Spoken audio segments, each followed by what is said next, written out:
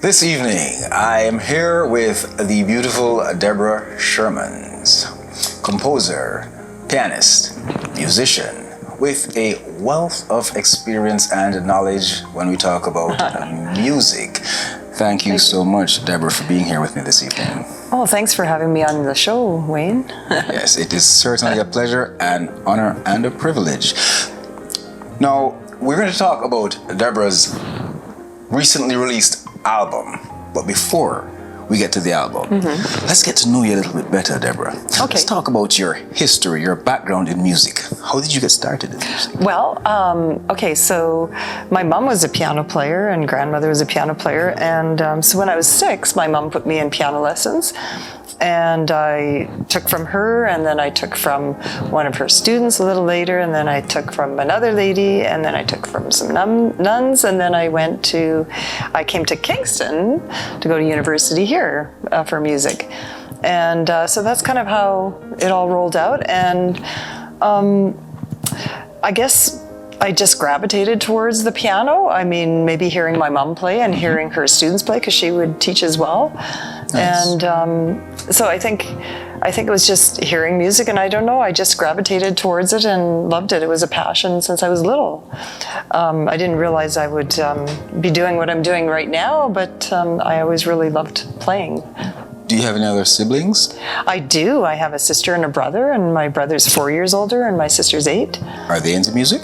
My brother used to play a little bit in a band for a while, and my sister, yeah, she plays some Chopin still, and she's a doctor though, so I guess her interest went somewhere else, but she still plays. And you'd say that they did relatively well as musicians as well, right? They were pretty good at it, correct? Yes, yeah. So maybe it was something you inherited. Maybe it came natural to you. Your mom being so good at it, and it's kind of in the blood, would you say? Well, and I guess, with my sister and brother, they would listen to a lot of music. So they were older than me, 4 years and 8 years older than me. So my sister used to listen to Joni Mitchell, and I was really influenced by her music, what she did with it musically. And my brother also, he listened to a lot of different bands too, and so a lot of plethora of music. And then, later my children, who are also very musical. My son's a bass player, a very good bass player. Used to play Victor Wooten stuff, and and Tower Power, and based on what you're saying to me, Deborah, it is clear that it is in the blood. Because when you were even just learning music, was it like a struggle, or did it feel like it fit like a glove kind of thing? How hard was it for you to learn the piano? So according to my mother, who just recently said, she said, "Oh no, I think it."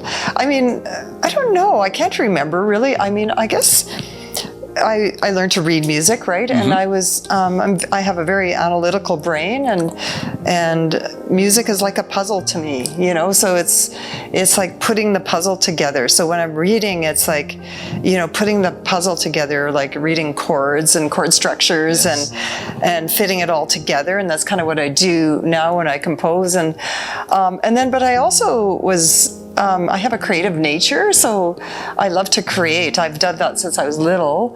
I loved reading music, but I also love creating. And according to my mother, I guess it came naturally to me. Oh. So, but I don't know, I just did it and liked it. And it's hard to remember as a little kid, how what I thought about it. I would do my conservatory, and of course my mother would be yelling from the kitchen, "Deborah, that's the wrong note," as she's making dinner and I'm practicing, going, okay, and then, so in my spare time, I would play like Carole King and Elton John and, nice, stuff, and, just add my own chords kind of thing. And yeah. You also teach music, correct? Yes, I do. And okay, I've done that for a long time. Most of my career has been teaching piano. Tell me a little more about that. Well, so I teach all ages, teach elementary schools, I teach in my home studio, I teach, I was teaching at St. Lawrence College, and I just love, well, for one thing, I love teaching children because they're just so genuine and real, and what they want and what they don't want. Okay. and teenagers too, because sometimes I teach kids for 12 years at a time. You know, I had one student graduate this year, and so it almost becomes like family. You know, you become like family, and you know, a couple of students told me, it's like, yeah, you're like my therapist, you know. So You know? so there's that too, you know. There's like that into things too. I have heard that music is quite therapeutic, quite cathartic. But Yeah. so tell me this then. Teaching music, like me, for example, I can't play any instruments whatsoever. Like, what would you say? I came to you right now, Deborah, and I said, you know, I need to learn to play the piano. What were the first steps that I would take as a new student? Well, I always ask students what they want to learn. You know, so do you want to learn to read? Do you want to learn to play by ear? Do you want to learn chords? Do you want to learn a rock and roll song? Do you want to learn whatever? So I sort of go by, especially if you're an adult student, you know, like what do you want? Like little kids, there's a formula, you know, because they need to progress. So there's a system. I'm a Suzuki teacher. I teach reading, you know, classical. I'm a classical pianist originally.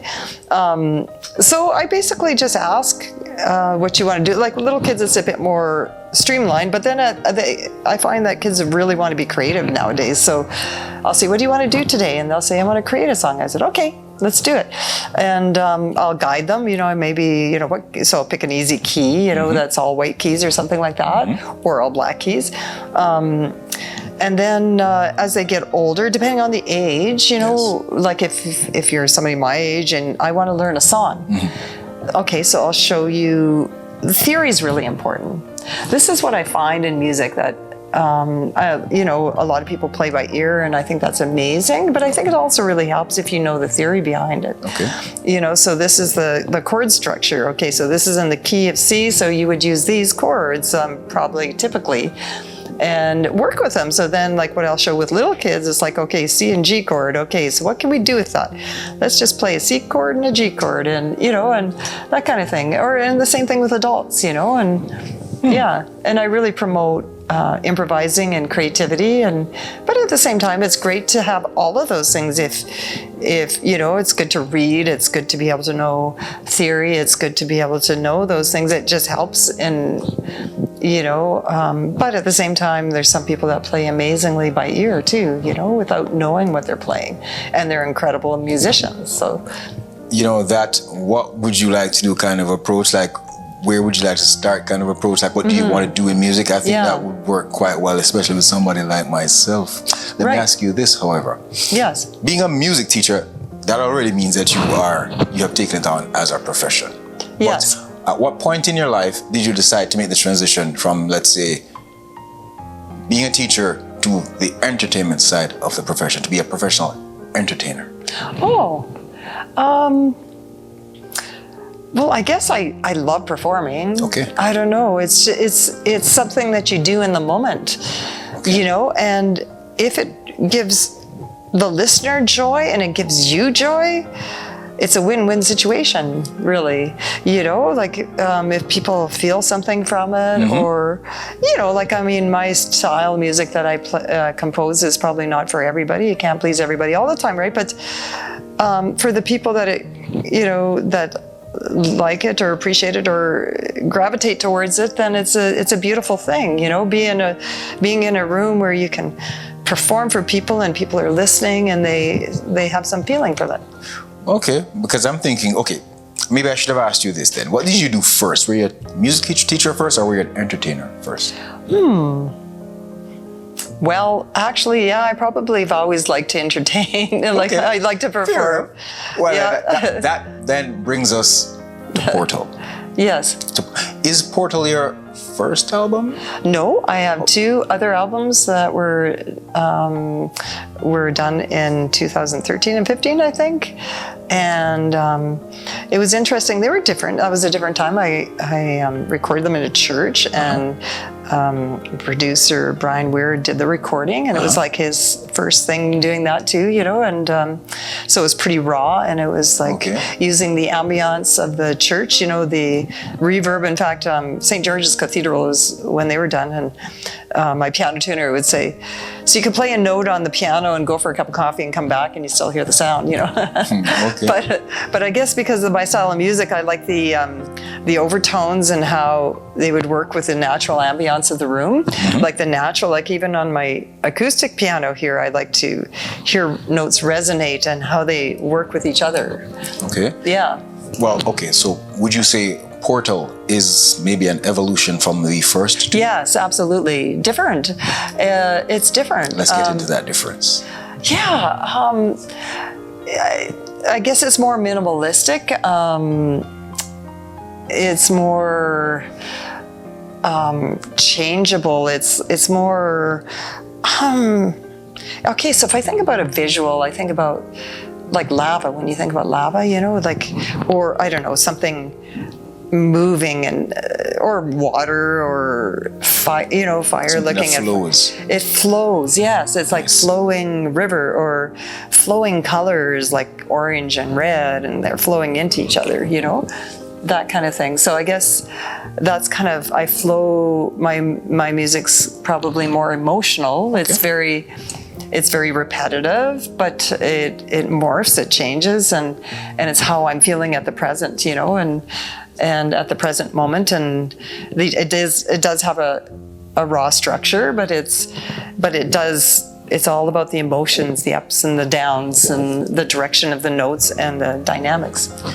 You played a beautiful piece for me this evening, Deborah. Oh, thank beautiful you. Piece. Let's talk about that. You. What's it called? Sinking into Air. Let's talk about sinking into air. What was the inspiration for sinking? What were you thinking when you created such a beautiful masterpiece? Okay, well, I've always loved dancing since I was little. I've always been a dancer, you know. Is that so? Yeah, I've always loved, you know, I never did it for a profession, but I loved doing it. Okay. You know, I used to salsa dance and just dance as a kid. You know, as a little kid, like a 5-year-old, I'd be like pulling the boys off the wall, like, come on, you're coming to dance with me, you know. You're my partner today, Yeah. you like it or not. Or dance by myself, you know, but which I did a lot of during the pandemic.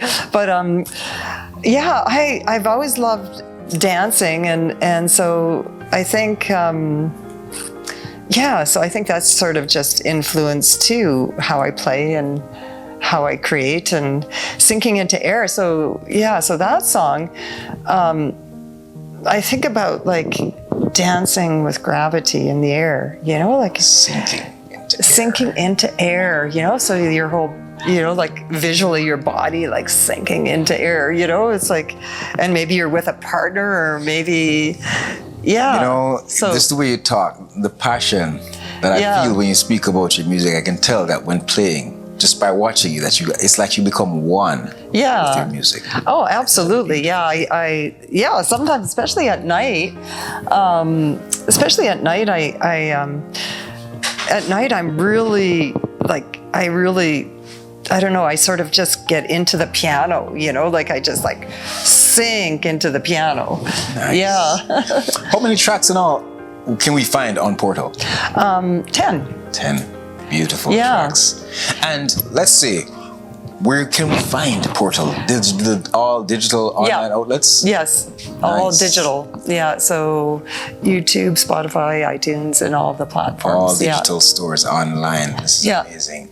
Guys, once you're a fan of the genre, and to be perfectly honest with you, even if you're not a fan of the genre, I promise you, just 3 minutes listening to one of Deborah's amazing melodic tracks will make you a fan. Deborah, thank you so much for sitting here with me this evening. I truly appreciate it. Well, thanks for coming to talk with me. And where can we find you on social media? Instagram, Facebook. You can email me. Nice. And your email address will be popping up on the screen right here. So will her Instagram. You guys can find her right here.